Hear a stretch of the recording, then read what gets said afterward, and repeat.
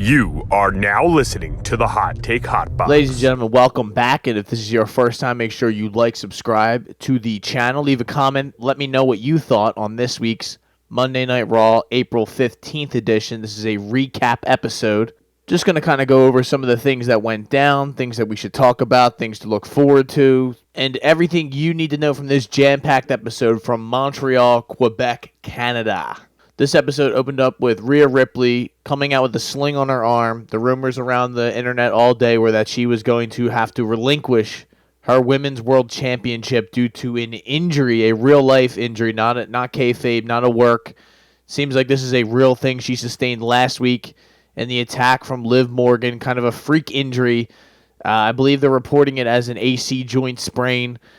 Going to kind of be 4 to 6 weeks before she can really do anything, 3 months before she can really get back in the ring. It happened when she was, I think, thrown into the wall during that attack, not the chair. I know a lot of people tried to blame it on the chair, but it seemed like it was somewhat of a fluke freak injury that is going to put Rhea on the shelf and is going to leave that women's title vacated. Obviously, Rhea pissed at Liv, lets her know, lets anyone know who takes this title that they're screwed. She's coming back for blood. She's pissed. I think everybody's pissed. Nobody wants this to happen. Rhea has been a staple of Monday nights, an incredible champion. Nobody wants to see her go. There's going to be a hole in the Judgment Day now, so it's going to kind of take a little bit of time to get used to Monday nights without Rhea for the foreseeable future. This segment ends with Liv Morgan coming out laughing at Rhea, which is kind of it was kind of funny, and Rhea saying, "Yeah, I'm going to beat your ass." Headbutting a security guard. They were just kind of teasing the fight, which eventually, I mean, they were going to go this way probably for Backlash, and now they'll have to pivot and go in another direction. But I'm sure sometime in the summer, you're going to see these two link up and have a pretty good match with some serious bad blood behind it. We go to commercial, come back. We get Rhea sadly walking through the back. A big group hug from Judgment Day. They're just kind of letting her know, you're the shit. You're still Rhea Ripley, mommy. We'll be waiting for you when you come back. We'll keep the Judgment Day in order. Damian Priest seems like he is the de facto leader now without Rhea being involved. And we'll get into some of the dynamics with that as the show goes on. Next, we got the return of Sheamus, the Celtic Warrior, is back on Monday Night Raw in WWE. It had been 8 months since we'd seen him compete. He got a match against Ivar. He was able to pick up the W. He looked good. I saw some people coming after him for his physique, looking a little bit more porky or pudgy than he normally has. The absolute jacked monster that he was maybe 6-7 years ago. But the man's getting older. He's coming off of an injury. Give him some time to come back and actually get back into the swing of things. I don't like attacking some guy for the way he looks. I don't think any of the people out there with wrestling avatars as their Twitter pictures should be saying anything about the way somebody looks, and when you're too scared to put your own picture out there and show what you look like. So there you go. There's my thought or wise word of the day. But at the end of the day, he looked good. It's good to have him back. He is always a good personality to have around in the mix. The more stars, the better. So good to have you back, Sheamus. Good W against Ivar. Ivar just continues to impress me with his in-ring work, and he just always puts on great matches. He pulls off shit that big guys, when I look at him, I'm like, I don't know how he does this, but welcome back, Sheamus. Next, we got Triple H coming out with Adam Pearce, giving out the new World Tag Team Championship belts. They're getting away from those red and blue Spartan sort of SmackDown Raw belts, which I assume it kind of saves you from when you draft one team to the other, brand. You don't have to sit here and trade these belts back and forth, and it's just not so tribalist brand heavy. These belts can kind of really go wherever, and it doesn't look weird, or it's, like same thing when they did the women's, when I think Rhea won the SmackDown women's belt. As a Raw superstar, if you're the Women's World Champion, that doesn't look weird when you keep it on Raw. But if you were the SmackDown Women's Champion on Raw, everyone's like, what the fuck's going on here? So they're moving away from those brand-heavy belts. They give them nice-looking, pretty cool belts. They had a whole segment where R-Truth was calling Triple H Tommaso Ciampa. I saw some people didn't really like this. R-Truth and not the Miz, or just Awesome Truth as an overall thing are more of an acquired taste, I would say. Some people really don't like them. They think it's annoying. The comedy aspect of it is just stupid and takes away from the seriousness of what's going on with that tag team division, or R-Truth and the Miz don't deserve it. I saw somebody saying that the Miz doesn't deserve to be a push superstar in 2024. I think you're an idiot. I do think you're an idiot. And I think you're just simply a hater who will cry about everything, and you want to see your Johnny Garganos and the Tommaso Ciampas of the world, the guys who are the somewhat wrestle like indie darlings, the AEW like wrestlers, which I'm not trying to take shots at AEW. I'm just saying there is a certain demographic of the fan base who likes these certain guys and want to push those guys as opposed to the guys who are, like the established kind of vets. R-Truth, The Miz, I love them. They've been around forever. I understand there's some people like the other way of doing things, and I don't blame you. We all like different stuff. We all like different foods. We like different drinks. You like different WWE superstars. That's fine by me. But this segment led into the triple threat tag team match with DIY, the Creed brothers, and the New Day. During the entrance from the New Day, you got the QR code teaser with the whole eagle and the symbol, and people are on the internet trying to figure out what that is or what that could relate to. Is it Uncle Howdy? Is it Matt Hardy is reposting it? And, it's going to be a lot of speculation, and nobody really knows who it's related to, what it means, what's going on. There's a puzzle and a riddle involved in the QR code. Just something there for the fans who like to put that stuff together, the conspiracy theory sort of fans, and I'm interested. It has me intrigued. I can't wait till they eventually pay this off and we find out what this means. Back to the match, it was a solid tag team match. This was a lot of cool spots. I enjoyed this very much. I would go back and watch this if you are a fan of tag team wrestling. I think DIY is awesome in the ring. I think the New Day is awesome, and I think the Creed brothers are awesome. I love all three of these tag teams, so anytime they put them together and have sort of banger matches, DIY has really been putting together some seriously good, enjoyable, entertaining matches since they reformed. They wind up winning. DIY moves on. They are going to face Awesome Truth next week on Monday Night Raw for those World Tag Team Championships. The first time Awesome Truth is going to be defending their belts. I am excited. I can't wait. Next, we got a backstage Drew segment after watching CM Punk screw him out of the World Heavyweight Championship number one contenders match. He's backstage laughing, watching it. Jackie Redmond says, well, Drew, what are your thoughts on that? How have you been feeling? How have you been able to process this since last week? And he's just sitting there smiling, laughing maniacally. And she's like, I didn't expect this response from you. And this guy basically just claymores at TV. He says, get the fuck out of here. And he walks away. So they're further just trickling it out. CM Punk, Drew McIntyre are going to be the feud of the summer. It's going to be so much hatred, so much bad blood behind this. And I cannot wait for this. The return of CM Punk getting back in the ring, healthy again. Drew McIntyre contract starting to, run out. I think he's got 4 to 5 weeks or something along those lines left on the contract. So the drama is just escalating ever so intensely. And I cannot wait. Next, we got Candice LeRae, Indy Hartwell versus Ivy Nile, Maxine Dupree. They've kind of been running a version of this match for the last few weeks, last few months, it seems, over and over and over again. Candice LeRae, not a good person anymore. She's been acting like a piece of shit, faking injuries, taking cheap shots, doing whatever. She's acting like a heel. And Indy Hartwell has not been about it. She has tried to be, the good person in this and try to win the responsible right way. And in this match, she just showed that she's on Candice LeRae's side. She takes a cheap shot behind the referee's back. They get the W, and Candice LeRae and Indy Hartwell are aligned. They are a heel tag team group now. Ivy Nile, Maxie Dupree pick up another L. But this was all about Indy Hartwell joining the dark side. Then we got a Damian Priest little hype video salute, kind of what he's been through, the meteoric rise that he's undergone since joining the WWE, showing him at the Performance Center in 2019. Then they go to a Judgment Day, kind of sitting in the locker room all distraught, despondent, upset about Rhea being gone. Damian gives a couple pump-up speeches to Dom, to JD, to Finn. Finn's like, hey, man, should we be worried about the tag team belts? He's like, no, you should worry about Jey Uso kind of thing.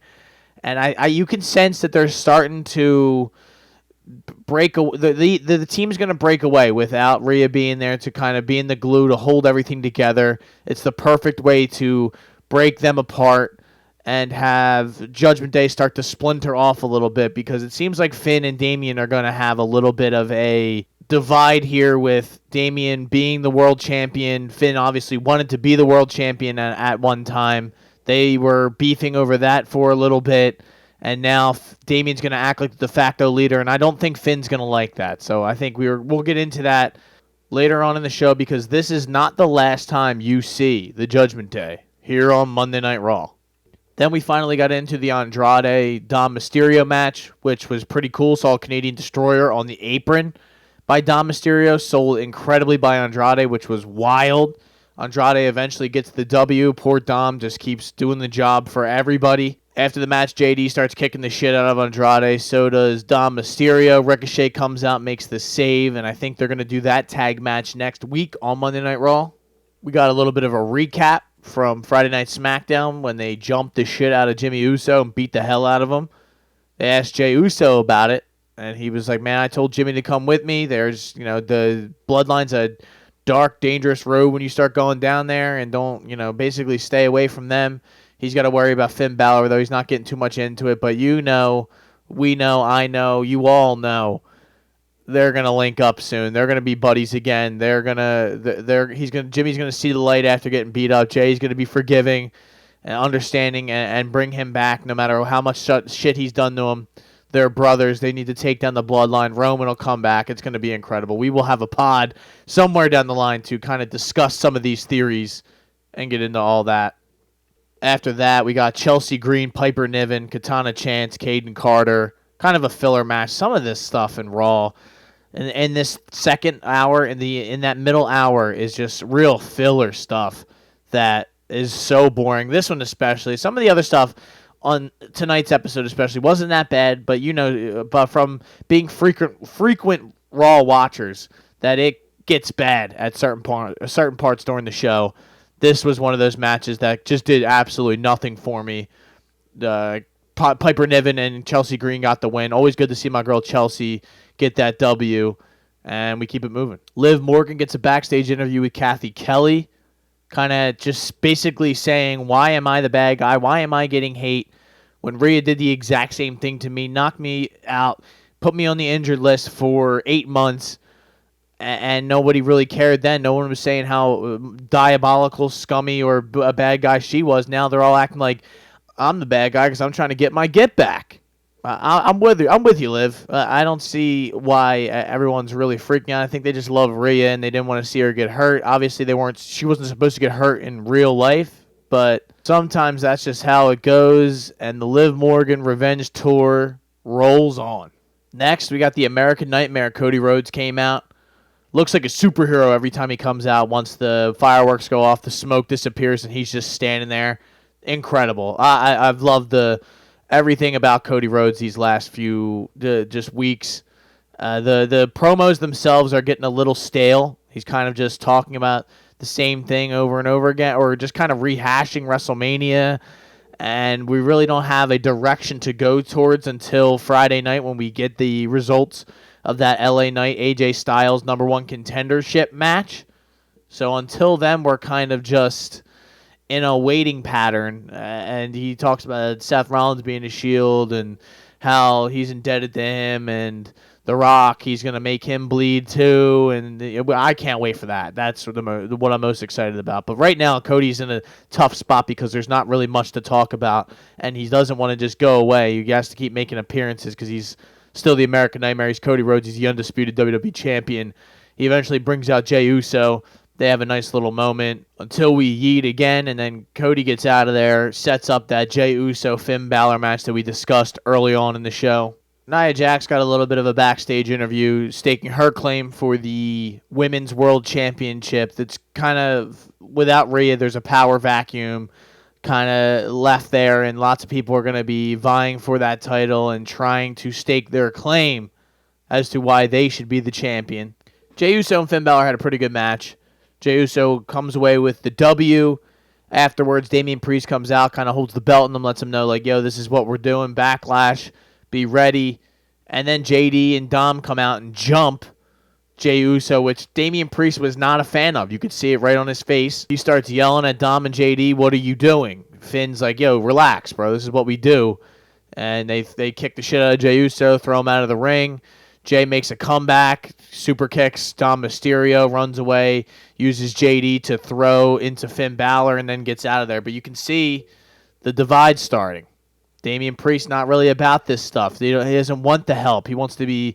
It's going to kind of be that, I want to be recognized as on my own merit as a champion. I don't want to always have the help of the Judgment Day. And eventually it's going to lead to the Judgment Day kind of throwing him out, turning on him, something along those lines. But the seeds are being planted for the eventual breakup of what we currently know as the Judgment Day. Jey Uso escapes through the crowd, runs up the steps, walks into the concourse sort of out of the building. Some guy tries to take a selfie with him. Jey just shoves the guy out of the way. Not real hard, but it was funny where the guy thought he was just going to be able to stop the show and get a selfie with him. And he's like, bro, get out of my fucking way. And he keeps walking, walks towards the outside where he sees Sami Zayn kind of standing outside the building, just like where the people would be standing. And he's looking up, at the building, and Jay's like, "What are you doing out here, dude? Like, what's going on?" And Sammy's like, "This is where I saw my first show. This is where I, basically fell in love with wrestling here in Montreal, and now I'm a champion. I'm the one headlining a Monday Night Raw, and I'm gonna go do my thing." And Jay's like, "Oh, bro, go do your thing." And he looks at the camera and says, "You want to see what the best wrestling town in the world? Then follow me. Best wrestling city in the world, follow me." And he walks in through the crowd, from the concourse, same way Jey came in through the crowd. Electric, all one camera shot, no cutting, no anything. Just follows him all the way down, through the concourse. People are going crazy. He walks through the steps. His music is playing. The people are going insane, and it is a hell of a way to start off this match. One of the best entrances I've seen on Raw in some time. I'm just glad that Raw is experimenting. WWE is experimenting with some of these different camera angles and some of these different entrances and making it seem just more real, more dynamic, not so robotic and the cookie cutter and always the same like it was under the Kevin Dunn era. It seems like they're willing to experiment more with those single camera shots, getting away from those hard cuts and those just, violent cut sort of situations. So it's been much better, and I've liked all the experimenting, and this particularly was incredible. We finally get to Chad Gable, Sami Zayn for the Intercontinental Championship in Sami Zayn's hometown, Montreal, Quebec, Canada. And it was an incredible match, which should surprise absolutely no one. These two always put on great matches. Chad Gable, although doesn't get the respect or the push that he deserves, he is one of the best technical wrestlers, a decorated amateur wrestler. And, I hopefully, which soon you might find out he's going to get the push that he deserves. This was a great match, back and forth. Sami Zayn, had the bad knee, selling the bad knee throughout off of a weird turnbuckle move that kind of went awry. He sold it. The ankle lock was locked in multiple times. There was close falls, and you thought that Chad Gable was going to pull this out, and Sami Zayn came close multiple times to pulling it out. Eventually, the haluva kick gets set up. Sami Zayn hits it, gets the pin, gets the win. He goes over to Chad Gable to, raise his hand, and he puts the belt down. And he's just like, you're awesome, man. He's the one who helped him get it. He's just not been able to find a way to get a victory against Sami Zayn. He was last in the gauntlet, came out, and still lost to Sami. Here in this one, he's one-on-one, as even as it can get. Couldn't find a way to beat Sami. Sami Zayn always will, determination. He may not be better than you, but he always just finds a way to get a W. And that's exactly what happened here. He was banged up. He had the knee and the ankle and everything going on, but he just found a way to beat Chad Gable. And at the end of the match, Chad's not happy. He's basically crying. He's upset. He came up short again, and he raises the hand of Sami and says, "Congratulations, you got it done." He's not happy. Eventually leaves the ring. Sami goes over to his family, hugs a guy, and then goes to hug his wife. And as he's hugging his wife, Chad Gable comes from behind, hits him with the German suplex on the floor, and Chad Gable has turned heel, ladies and gentlemen, and that is exactly what I've wanted. I am tired of Chad helping everybody out, giving Chad, nobody gives Chad any love, any respect. It's time for him to take his respect. All right, and enough's enough. So he throws him onto the floor, throws him off the post, throws him over to the announce table, and then sets him up where he's in the turnbuckle, and he's getting his knee wrenched and his ankle lock while Chad is on the top of the turnbuckle. So that did not look good. It looked painful. And there it is. Chad Gable has turned heel, ladies and gentlemen. It is time for him to take what he thinks is his, and he is not going to play Mr. Nice Guy no more. Enough is enough. Fans are booing him. Fuck you, Gable. After the show went off the air, I can't wait to see where they go from here, where they go with this, what kind of character work Chad's allowed to do, how good of a bad guy he's going to be. I'm very excited for this. I'm a huge Chad Gable fan, if you can't tell. Just love the man's ability in the ring, and I think he's a funny guy, and I think he can do a bunch of different stuff if he's allowed to. He's in some ways sort of a mini Kurt Angle, that is. And I'm not to say he's as good or whatever. You can sit here and be like, well, you're out of your mind. I don't care. I think we're going to see some really good work from Chad Gable in this heel run, and I am stoked and excited about it. And I can't wait to see how Sami responds to this, how mad, how upset, how just disgusted he is in Chad Gable. And a lot of people were disgusted in Chad Gable. That's just how the game goes. So that was Monday Night Raw, ladies and gentlemen. I thought it was an excellent episode. I can't wait for next week. I can't wait for Friday. The draft is around the corner.